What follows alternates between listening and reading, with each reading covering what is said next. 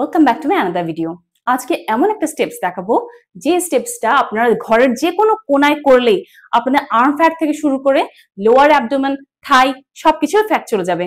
চলেন স্টেপসটা দেখাই। আমরা সাইড হয়ে দেখাচ্ছি যাতে বুঝতে পারেন।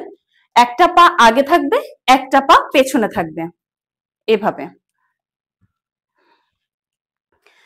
তারপর 1 2 3 4 5।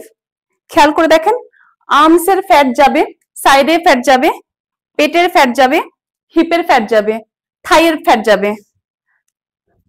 1 2 3 4। আস্তে আস্তে যতটুকু পারি ফাস্ট।